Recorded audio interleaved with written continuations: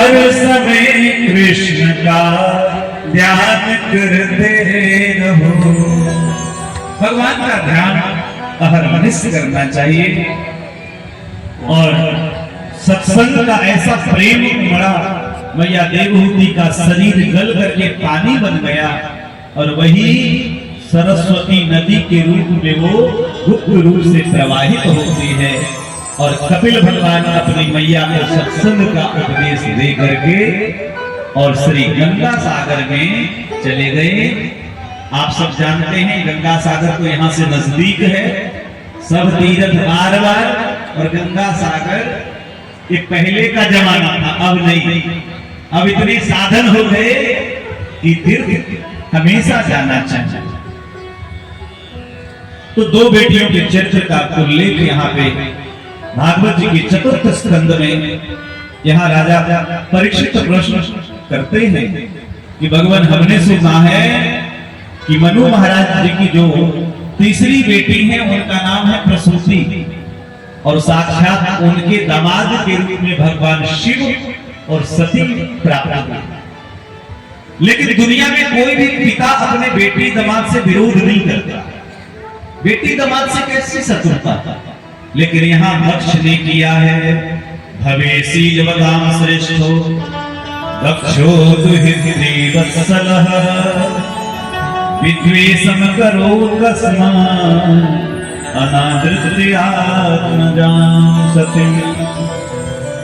अपनी बेटी और दामाद से हमने सुना है कि दक्ष ने विरोध कर लिया, तो ये कथा हमें पूर्ण रूप से विस्तार रूप से सुनाए। श्री सुखदेव जी कहते हैं कि सुनो, बहुत प्राचीन बात है, एक समय की बात है। शिव पुराण में ये कथा बहुत विस्तार से वर्णन है। श्री रामचरितमानस में भी गोस्वामी जी ने वर्णन किया है। यहाँ संक्षिप्त में कथा को बताते हैं। हमने कथा के प्रथम दिन कहा था कि एक यज्ञ दक्ष ने किया, पूरा विश्व सृजाम सत्रे समेता परमर्षय। बहुत पहले की बात है, एक बार चुनाव हुआ, इलेक्शन, प्रजापतियों का चुनाव, और जब खड़े हुए तो भारी मतों से वो विजयी हुए। और जब विजय हुआ तो नेताजी का जुलूस का प्रोग्राम रखा गया, भारी कार्यक्रम हुआ, सब लोग आए, सारे देवी देवता उपस्थित हुए। नेताजी सबसे अंतिम में आए, पूरी पब्लिक भर गई। और जब आए तो सब उठ करके खड़े हो गए। नेताजी ने देखा कि मंच पर तीन महानुभाव तीनों बैठे पड़े हैं, और ये कौन है? ब्रह्मा, विष्णु और महेश। तो ब्रह्मा जी की ओर देखा, इनकी दाढ़ी पकी है और ये हमारे पिताजी हैं, कोई बात नहीं। विष्णु जी को देखा, ये इनके चार भुजा वाले विष्णु, ये भी तो हमारे दादाजी लगते हैं, कोई बात नहीं। लेकिन जो ही शिव जी की ओर देखा दक्ष ने, तो उसकी भ्रिकुटी टेढ़ी हो गई। ये दक्ष ने कहा कि देखो, ये शिव हमारा बेटा के समान है। दामाद कौन होता है? बेटा ही तो होता है। ये समय शिष्यताम प्राप्त हो, ये मेरा बेटा के समान है, ये मेरा दामाद है। लेकिन देखो, इसने मुझे देख करके भी जानबूझ करके प्रणाम नहीं किया। और देखो, नेता लोग ने यही देख, कितने लोग प्रणाम किए, इनसे उनको मतलब नहीं। देखते कौन उठ करके नहीं प्रणाम किया तो फिर कर जाते, फिर तो तुरंत लगा देते अपने आदमियों को पीछे। और जब भगवान शिव को बहुत गाली दी, और हमारे संस्कृत की गालियां भी बड़ी अच्छी होती है, संस्कृत की गाली बड़ी अच्छी होती है। यहाँ कुछ गाली दी। गाली क्या दिया? अयम तु लोकपालानां यशग्नो निर्वत्रः। जैसे हमारे संस्कृत की एक गाली आपको सुना देता हूं। जैसे संस्कृत में किसी को गाली दो, ग्राम सिंघान, हो ग्राम सिंघान। किसी आदमी को बोलो तो खुश हो जाए कि अरे हम तो गांव के शेर हैं, खुश हो जाएगा कि नहीं कि हम गांव के शेर हैं। लेकिन संस्कृत में ग्राम सिंह का मतलब होता है कुत्ता। ऐसे संस्कृत की गालियां बड़ी अच्छी अच्छी है, सुनने में भी अच्छा लगता है। यहाँ एक दो गाली गृहीत्वा मृग श्रावाक्षा पाणिं मरगट लोचन। ये देखो, ये बंदर नेत्र वाला ये सिर्फ मेरा दामाद है, लेकिन मैंने अपनी मृग नयनी बेटी का मैंने विवाह कर दिया है। इसलिए मैं श्राप देता हूं, आज से ये जितने शिवगण हैं, भूत प्रेत, ये जितने हैं, इनकी क्रियाएं उटपटांग हो जाए, गले में हड्डी धारण करें, स्मशान में रहें, जटा धारण करें, भस्म लगावें, और इस प्रकार से जो सनातन क्रिया है, वैदिक क्रिया से ये विमुख हो जाए, उटपटांग काम करें। और देखो, ये तामसी लोग हैं, इसलिए मैं आप सबसे निवेदन करूं कि भूत प्रेत की पूजा बंद करो। अब कुछ लोग तो ऐसे अपने हिंदू में हैं, हिंदुओं के देवी देवता जब कम पड़ जाते हैं उनके लिए, तो कहीं चादर चढ़ाने चले जाते हैं। ऐसे लोगों से तो सावधान रहना चाहिए। इसीलिए बहुत गाली दी और श्राप दिया। और देखो, कहा गया कि अगर माता पिता गुरु और इष्ट की निंदा करे कोई, तो या तो बलवान हो तो उसका जीव काटो, अगर कमजोर हो तो धूम दबा के भागो, दोनों ऑप्शन है। इसलिए नंदीश्वर ने देखा भगवान शिव को गाली देते हुए, और महाराज वो कैसे बर्दाश्त करते। दक्ष बड़ा मैं कर रहा था, इसलिए श्राप दे दिया, ए दक्ष, जा तू जिस मुंह से मैं कर रहा है, ये तेरा सर बकरे का हो जाए। बोलो राधे राधे। बकरे का सर हो जाए। अब तो महाराज श्रापा श्रापी जब होने लगा, शिव जी ने सोचा यहाँ रहना ठीक नहीं, धीरे से निकल लिए। और दक्ष इस बात का बुरा मान गया। उसने कहा कि खरी सभा में मेरा अपमान हुआ, मैं बदला जरूर लूंगा। तो दुष्ट लोग होते हैं ना, पापाय परपीडनम, दुष्ट लोग होते हैं ना, पापी लोग भी खूब पूजा पाठ करते हैं। मैं अपनी बात बता रहा हूं। एक बार एक राजनीतिक लोग हैं, एक एमएलए थे हमारे यूपी के, उन्होंने हमसे कहा कि महाराज जी आपसे हमको श्रीमद् भागवत कथा करवाना, हमका हो जाए। सारी बात हो गई, तो मन में आया कि विधायक जी कथा करवा रहे हैं, तो एक बार पूछ लें कि किस खुशी में करवा रहे हैं। तो पूछ तो मैं, तो 2 दिन के बाद मैंने विधायक जी को फोन लगाया। अच्छा देखो, विधायक जी तो साधु हम है ना, वो सोचे कि साधु गुरु महात्मा से कभी झूठ नहीं बोलते। तो मैंने कहा कि किस खुशी में, किस उपलक्ष्य में ये भागवत कराना चाहते हैं, हमको थोड़ा बताइए। तो उन्होंने जो कहा सुन के हमारे रोंगटे खड़े हो गए। उन्होंने कहा कि महाराज हम चुनाव में 2 लोगों की विरोधियों की हत्या करवाए। बोलो राधे राधे। मेरी तो जमीन ही खिसक गई। मैंने सोचा कि वाह गजब के लोग हैं। मैंने तुरंत ही कह दिया, मैं धन के लोग में विधायक जी में कथा नहीं करता, मैं साधु हूं। मैं ही अगर भ्रष्ट हो गया तो मैं संसार को भी भ्रष्ट करूंगा। आज साधु के वेश में जो लोग लीक से हट करके पूजा पाठ छोड़ करके दिन रात दुनियादारी के लोगों को पीछे केवल घोड़ा गाड़ी बंगला चमक धमक में रहते हैं, उनकी अपनी कोई साधना नहीं है। और ऐसे लोग समाज को कभी भी ना अच्छा मार्ग नहीं दिखा सकते। जो व्यक्ति जैसा रहता है वो दूसरों को वैसा ही बनाता है। यद्यदाचरति श्रेष्ठस्व तत्तदेवेतर ओजनः। हमारे बाप दादा जो करते हैं हम भी वही देख के वही सीखते हैं और वही हम अपना धर्म मान के उसको करते हैं। मैंने तुरंत उनको मना किया। मैंने कहा सरकार आप चाहे कितने बड़े हो इससे मतलब नहीं है, आपका उद्देश्य ठीक नहीं है और इसलिए आपके उस पाप के भागी में हम सहयोगी नहीं बन सकते। किसी की हत्या करवा करके और अगर भागवत से शुद्ध होने लगे तब तो फिर ये ग्रंथ दूषित हो जाएगा, ये गलत बात है। हमने मना कर दिया। तो उसी तरह से दक्ष ने भी आजकल कई लोग द्वेष के बारे में तंत्र मंत्र पूजा पाठ मोहन मारण उच्चाटन क्या क्या करवाते फिरते, जो कि बिल्कुल गलत है। ऐसे लोगों का न सहयोग करें न साथ दें।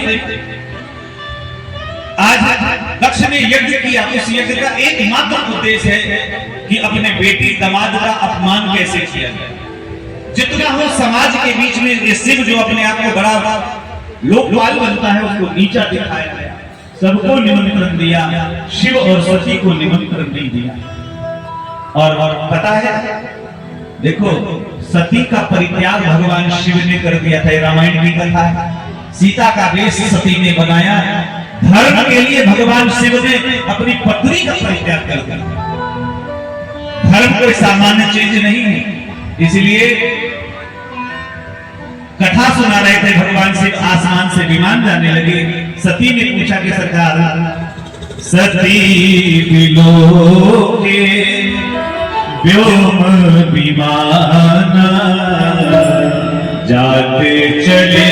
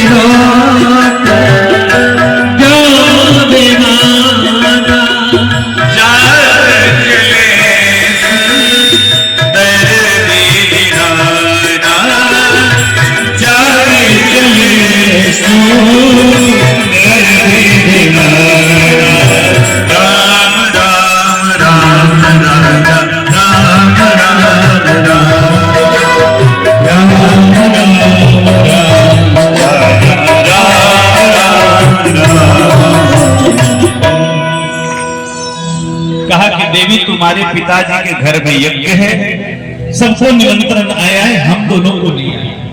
तो एक बेटी है, बेटियों का प्रेम आप सबको अनुभव होगा। जो पिता है, जिनकी बेटी है, बेटी का प्रेम सदैव पिता के पक्ष में होता है। कोई घर में अगर बाप बेटी में पति पत्नी में चले ना, तो बेटियां हमेशा अपने पिता के पक्ष में खड़ी हो जाती है। हाँ जी कि नहीं? क्या बात है। बेटियों के होने से ना माँ को तो गृह कार्य में जरूर सहयोग मिलता है, बेटी से माँ को आराम मिलता है, बेटा से पिता को आराम मिलता है कमाई में। लेकिन जो मोरल सपोर्ट है वो बेटियों का पिता को जाता है। बेटी का जो दिल है ना, वो पिता के लिए धड़कता है, पिता की चिंता को ज्यादा करती है। तो सती ने कहा, हमको विश्वास है कि पिताजी ऐसा नहीं कर सकते। प्रजापति से ससुर से सांप्रतम निर्यापितो यज्ञ महोत्सव। दुनिया में कौन ऐसी बेटी है भगवान जो अपने पिता के घर में यज्ञ हो और उस यज्ञ में नहीं जाना चाहे? हमारी कई बहनें आई हैं कि नहीं, यहाँ दूर से आई है सब अपने यहाँ की, चलो भाई मायके में यज्ञ हो रहा है तो चलते हैं देखने के लिए। इसलिए हमें भी चलना चाहिए। भगवान शिव ने देखा, कहा कि देवी बात तो तुम सही कह रही हो, लेकिन जहां जाने के बाद सम्मान न हो वहां नहीं जाना चाहिए। इसलिए बिना निमंत्रण के, माता पिता गुरु के घर बिना निमंत्रण के जाना चाहिए। पर अगर वहां वैर विरोध हो, सम्मान न हो तो न जाना चाहिए। सती जिद करने लगी। और देखो, पति का कर्तव्य है कि अपनी पत्नी को प्रसन्न रखे। आज सती ने जब जिद किया, भगवान शिव ने आज्ञा दी और साथ गणों को साथ में भेजा। सती जाकर के जब वहां गई, हम आपको बता रहे थे एक स्त्री के लिए उसके जीवन में पति की कितनी महिमा है। इस प्रसंग से आप लोग सुनिए। जब सती जी गई वहां, तो सती जब वहां गई, उन्होंने जाकर के जब ही देखा, जब दक्ष ने मुंह फेर लिया, दक्ष त्रास का होना सम्मानी, दक्ष के डर के मारे कोई सम्मान नहीं कर रहा है। तो दक्ष के डर के मारे जब कोई सम्मान नहीं कर रहा है, तो वहां से जब गई, तो मेरे सज्जनों कोई बात नहीं, पिताजी ने सम्मान नहीं किया, कोई बात नहीं। जब माँ के पास जब गई, माँ ने देखा प्रसूति आओ बेटी, माँ ने गले लगा लिया। अच्छा हुआ, बहनें कमेंट करने लगी, जीजा जी क्यों नहीं आए? अब तो महाराज कुछ नहीं बोलती, लेकिन माँ तो माँ होती है। माँ का प्रेम मिला और उसके बाद वहां से जब गई यज्ञशाला में चलते हैं देखने के लिए, और यज्ञशाला में जब गई, अरुद्र भागम तमवेक्ष चाधुरम पित्रा च देवे कृतहेलनम विभो। जब वहां गई और कहीं भी यज्ञ में शिव जी का भाग नहीं देखा, अब तो सती का स्वाभिमान डोल गया और समस्त सभासदों को संबोधित करते हुए कहने लगे, सुनो, कर्णों विधाय निर्यात कल्प ईसे। तुम लोग कान खोल करके सुन लो, ये शरीर मेरा पिता के द्वारा दिया गया है, और जो पिता शिव के द्रोही है, ऐसे पिता के दिए शरीर को अब रखना नहीं है। आज से मैं पिता के साथ संबंध तोड़ती हूँ, और जिसने शिव का अपमान किया है उन सबको जरूर फल मिलेगा। और ऐसा कह करके श्री सती जी ने अपने दाहिने अंगूठे से योग अग्नि प्रकट कर ली, और योग अग्नि प्रकट करके भगवान शिव का स्मरण करते हुए और उस अग्नि में भगवान की विरह में अपना शरीर परित्याग करती है। बोलो भक्तवत्सल भगवान की जय हो। पिता को भी नहीं छोड़ा, इसलिए पति से बड़ा पिता भी नहीं।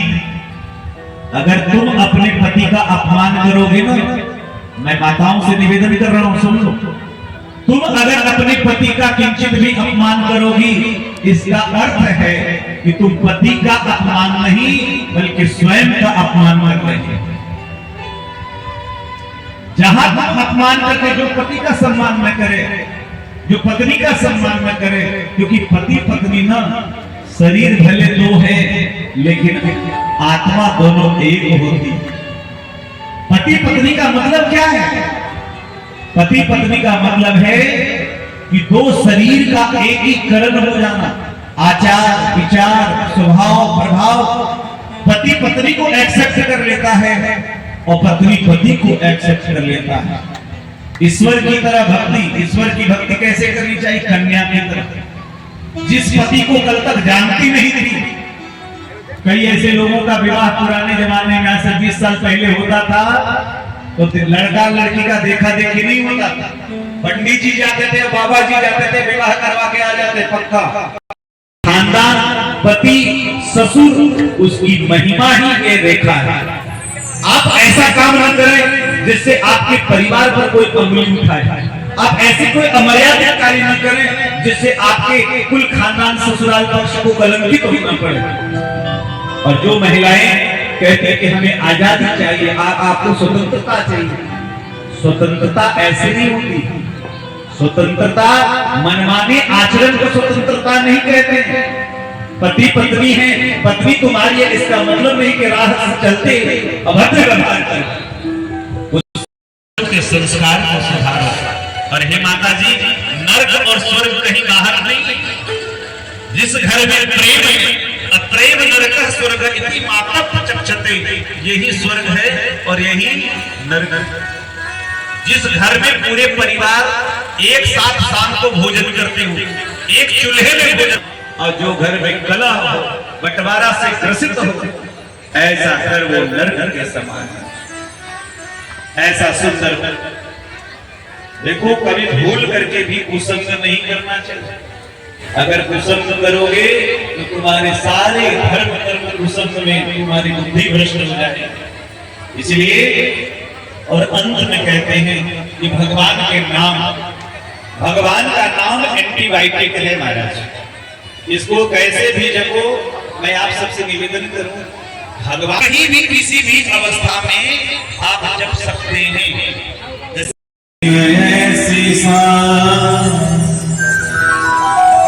जिस दिन जुआ पे मेरी आए शिव का नाम, ऐसी सुबह आए